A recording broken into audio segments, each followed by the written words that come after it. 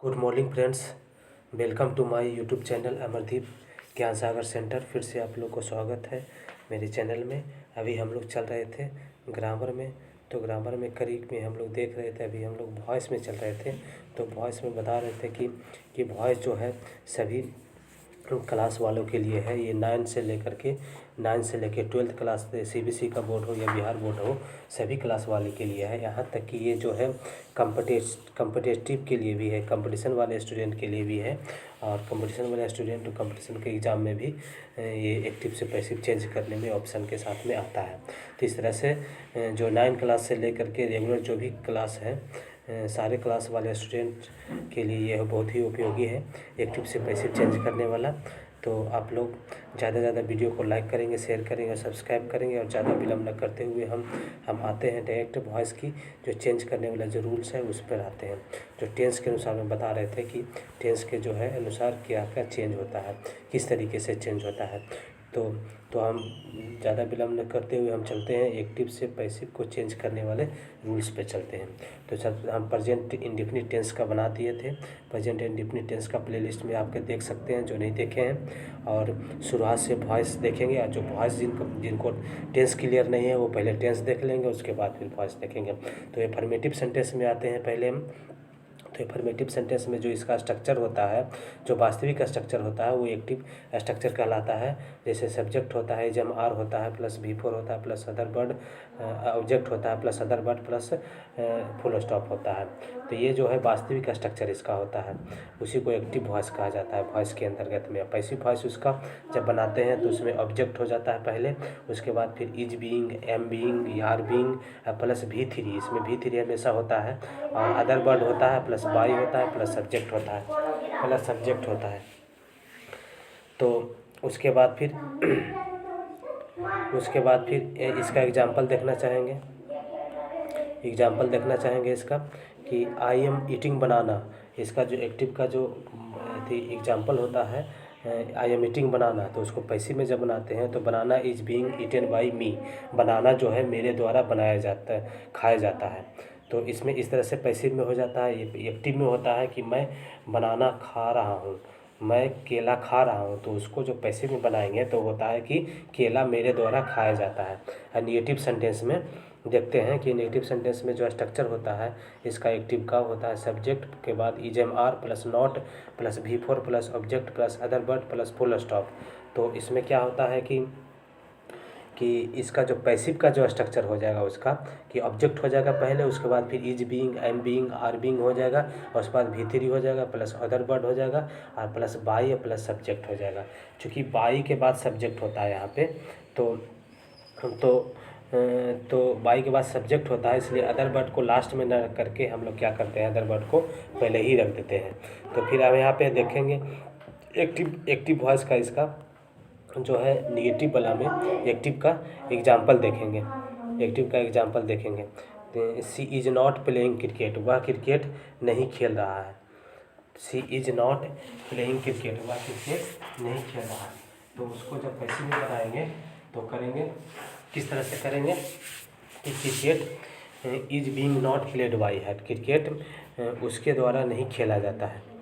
तो इस तरीके से जो है क्रिकेट पहले आ जाएगा, उसके बाद ऑब्जेक्ट पहले आ जाएगा, उसके बाद फिर इज बीइंग हो जाएगा, उसके बाद फिर नॉट हो गया, उसके बाद फिर प्लेड V3 हो गया, उसके बाद फिर बाई हो गया, प्लस ऑब्जेक्ट सब्जेक्ट हो गया। सब्जेक्ट का ऑब्जेक्ट रूप में बनाते हैं। तो ठीक है, उसके बाद फिर आगे चलते हैं इंट्रोगेटिव सेंटेंस में। इंट्रोगेटिव सेंटेंस में देखते हैं किस तरह से इसका होता है।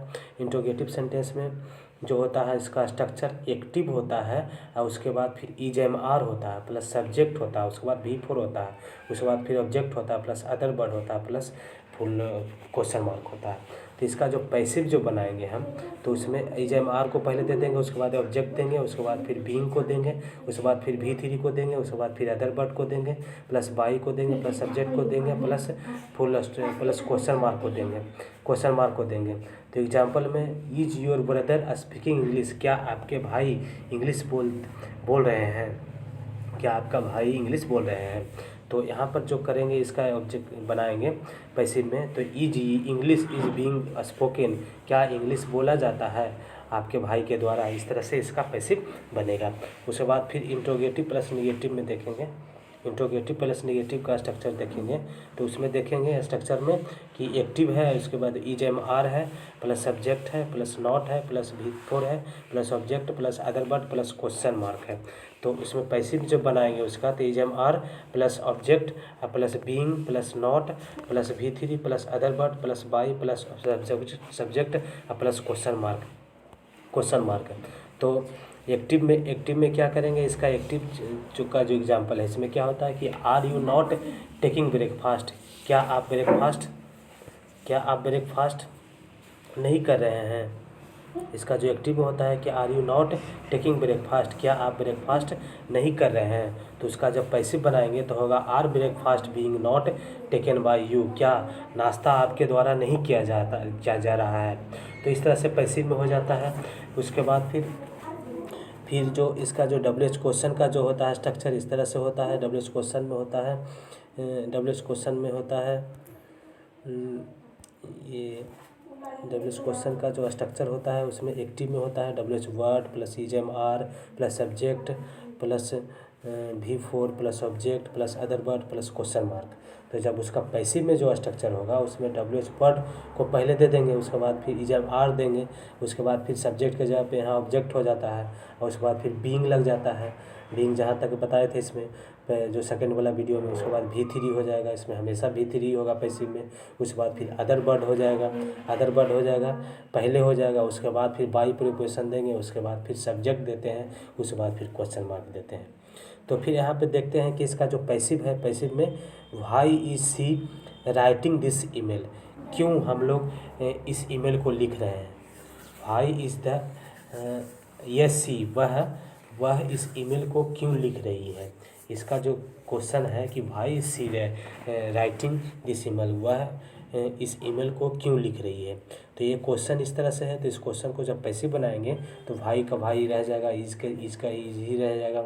उसके बाद फिर यहाँ पे दिस ईमेल जो ऑब्जेक्ट है वो सब्जेक्ट बन करके यहाँ पे आ जाएगा। तो उसके बाद फिर बीइंग लग जाएगा, उसके बाद फिर राइटिंग का रिटन हो जाएगा V3, उसके बाद फिर बाई हो जाएगा प्रीपोजिशन, उसके बाद हर हो जाएगा सब्जेक्ट, यहाँ जो सब्जेक्ट ऑब्जेक्ट बन करके यहाँ पे आ जाता है, उसके बाद फिर क्वेश्चन मार्क हो जाएगा। तो फिर यहाँ पे देखते हैं कि इसका इस तरीके से भाई this email been written by her, मतलब यह ईमेल जो है उसके द्वारा क्यों लिखा जाता है। एग्जाम्पल का जो पैसिव है, पैसिव का हिंदी ये कहलाता है कि यह ईमेल उसके द्वारा क्यों लिखा जा रहा है। आप देखेंगे WH क्वेश्चन प्लस नेगेटिव को देखेंगे, WH question plus negative last जो स्ट्रक्चर है WH क्वेश्चन प्लस नेगेटिव को देखेंगे। WH क्वेश्चन है और प्लस नेगेटिव है, इसका स्ट्रक्चर है।